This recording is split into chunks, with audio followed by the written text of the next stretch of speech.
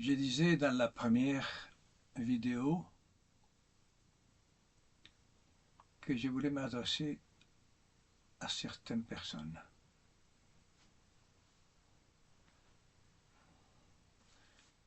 Je vois que c'est très difficile d'écouter. En fait, très difficile d'écouter. Nous, les personnes mariées, et ceux qui ne sont pas mariés aussi, les enfants savent très bien. Écouter les parents, c'est très difficile. Écouter sa femme ou son mari, encore plus.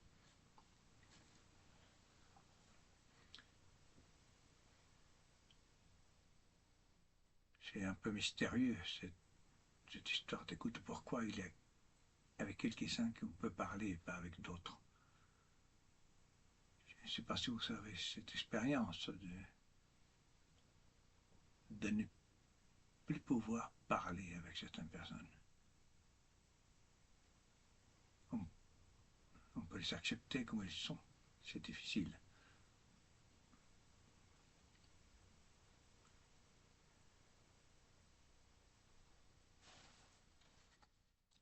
Je dis cela parce que la souffrance nous aide à ouvrir l'oreille. Moi, personnellement, c'est toujours été comme ça. La souffrance, soit elle nous ouvre l'oreille, soit nous nous révoltons. Le père de l'Église dit que l'oreille est faite justement comme forme d'entonnoir pour qu'il puisse filtrer la parole. C'est très beau ça.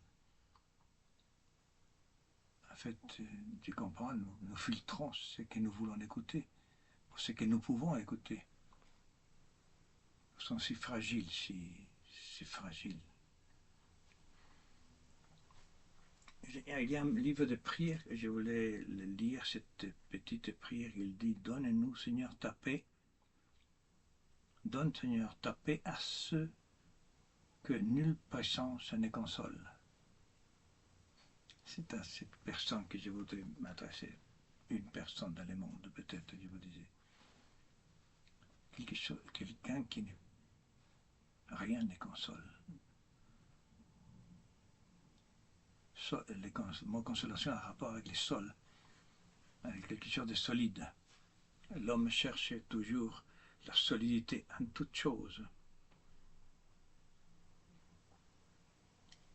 Je dirais que c'est la seule chose que nous cherchons, où nous appuyer. Et nous nous trompons très souvent. Il y a une parole dans la Bible aussi qui dit « Malheur à l'homme qui s'appuie sur l'homme ». Parce que nous sommes appelés à nous appuyer sur les rochers, sur les citadelles, sur les boucliers. L'Écriture appelle Dieu de moult façons pour dire toujours la solidité dans laquelle nous nous appuyons. Et Christ a dit, ceux qui ont construit la maison sur les rocs,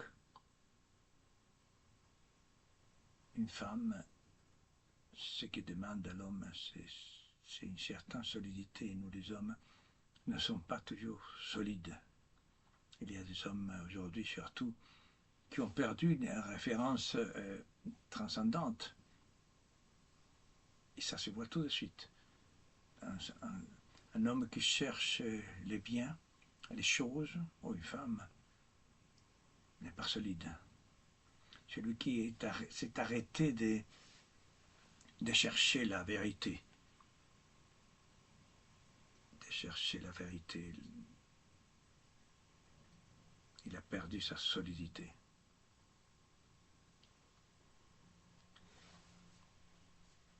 Je lis un prophète, Baruch, dans l'Écriture. Il dit une petite parole aussi très impressionnantement forte. Il dit que ne sont pas les morts qui rendent gloire et justice au Seigneur, mais l'âme comblée d'affliction. Incroyable. incroyable. Une âme comblée d'affection donne gloire à Dieu. Celui qui chemine courbé et sans force, les yeux défaillants et l'âme affamée. Voilà ce qui te rend gloire et justice, Seigneur. Hein, voilà, cet homme-là, je m'adresse à cet homme courbé, sans force. En fait, ce qui nous manque, c'est la force pour faire, pour nous lever. Et je vous disais que Baudelaire n'avait pas la force de se lever ni se coucher.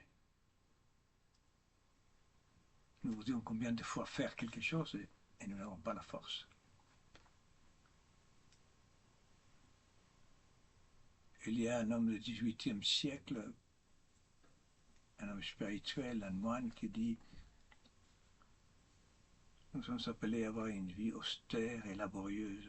Une belle parole aussi. Avons-nous la force d'être austère et laborieux? Combien de fois nous voudrions faire quelque chose? Nous voudrions pardonner, par exemple, nous voudrions approcher de quelqu'un. Nous traversons la rue sur notre trottoir pour ne voir quelqu'un. Nous regardons ailleurs. Ça se voit tout de suite d'ailleurs. C'est pour ça qu'il ne faut jamais faire ça. Il faut aller contre madame, mais tiens, tu te souviens? Interpeller, non? Parce qu'il nous a vus, bien sûr. Si tu la vois, c'est pas lui, il nous a vus ou elle. Mais ah, tiens, je ne t'avais pas vu. Et tu parles. Nous sommes si fragiles, si petits, si. Voilà. Et c'est à ces personnes à qui je m'adresse, qui la vie a ouvert un peu l'oreille, qui sont un peu nécessiteux. C'est pour ça que je ne veux pas être charmant, ni amusant, ni plein d'entrain. Pas besoin. Les personnes qui trouvent longues, je vais répéter 1000 fois, qui trouvent longues les sermons à l'église, c'est intéressant. On les trouve longs parce que nous ne sommes pas dans les besoins. Mais celui qui est au bord de la mort, le pauvre, le petit, celui qui est comblé d'affliction. Alors là, il a soif, il attend, il peut écouter un discours, enfin, pas de toutes les personnes, mais un discours existentiel qui vient à son aide. Je voudrais donc parler, parce que nous sommes dans un temps où les choses se passent, de l'euthanasie, je disais l'autre fois. L'euthanasie, cette loi inique que notre pays pense voter. Et nous chrétiens, nous sommes appelés à prier pour que cela n'arrive.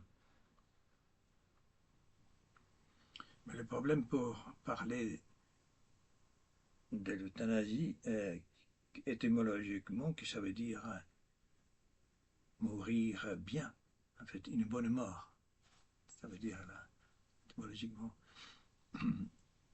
Avant de parler de la mort physique, je voudrais parler de la mort en général, pour arriver à ce dernier stade où tout se joue, où tout se passe, toute la vie est en fonction de ce moment. C'est le moment pour lequel nous avons vécu et que nous ne connaissons pas l'heure et nous ne pouvons pas la connaître. Jésus-Christ, Dieu lui-même, nous croyons, nous chrétiens pensons que Jésus-Christ est Dieu, nous croyons que Dieu, il est Dieu, Dieu lui-même, pas un peu moins, pas. Nous ne sommes pas des ariens. Vous savez que l'arianisme, on parlera peut-être un jour, c'était une hérésie des premiers siècles, et que la France a failli être arienne.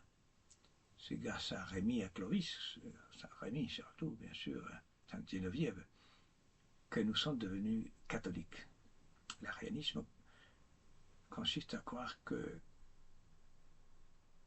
Jésus-Christ n'est pas égal au Père. C'est un résumé, un degré. Nous croyons au mystère de l'incarnation, le seul mystère chrétien. L'islam, par exemple, c'est un arianisme. On parle dans le Coran plusieurs fois de Jésus, mais ce n'est pas celui qui sauve, c'est un homme comme un autre, par Dieu lui-même. Alors, et donc Jésus lui-même, il savait qu'il vivait en fonction d'une heure. Mon heure n'est pas encore venue. La première chose qu'il dit à sa mère, en noces de Canaan, sa mère lui dit mon fils, ils n'ont pas de vin. Ce n'est pas le moment de parler de cette parole qui est extrêmement importante. Il le transforme. Il dit qu'est-ce qu'il dit à la femme? Mon heure n'est pas encore venue. Les vents et les sangs, c'est la même réalité. Je ne suis pas encore venu, les moments de donner mon sang, ce qui est le vent, qui est le signe du sang lui-même, de Dieu, n'est pas encore venu, mon heure. C'est-à-dire, je n'ai pas encore vécu, je commence à vivre. Et toi, tu me demandes de ce miracle. Et Jésus, il le fait. Parce qu'il sait ce qu'il fait toujours. Et la Vierge Marie dit, faites tout ce qu'il vous dira. Et ils le font. Voilà, mais lui-même attendait son heure. Donc, qui sommes-nous pour décider de l'heure de quelqu'un? Qui suis-je, moi, pour dire c'est ton heure? Quand l'autre, il dit un instant de mourir, on dit non, pas encore. Vous savez, la Barrie, là, qu'on dit la menthe de Louis XV, la Barrie, c'est une manière un peu péjorative de parler. Et quand elle monte à l'échafaud, il suppliait, il dit pas encore, laissez-moi un instant. Elle criait pas encore. Un historien dit que si les nobles avaient parlé comme ça, peut-être, et non pas aller à l'abattoir, peut-être pas en tant que chrétien, même si la noblesse, voilà, il savait demander un peu de pitié. C'est difficile pour un noble. C'est l'âme est noble, nous sommes nobles tous. Peut-être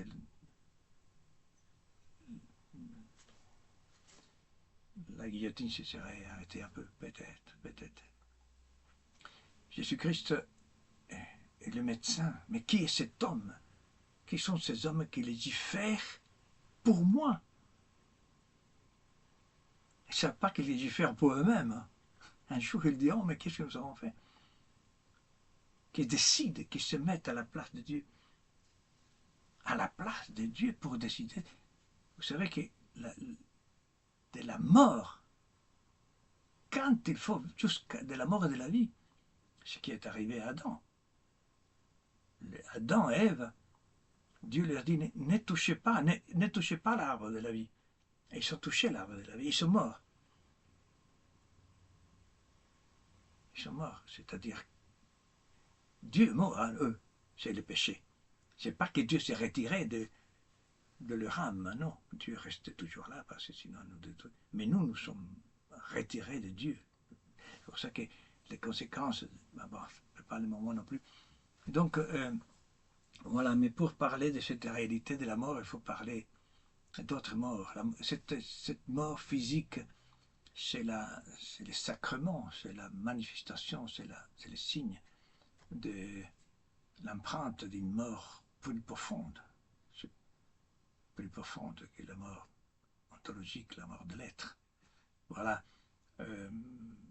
Je continuerai à parler de l'euthanasie parce qu'il y a ces lois.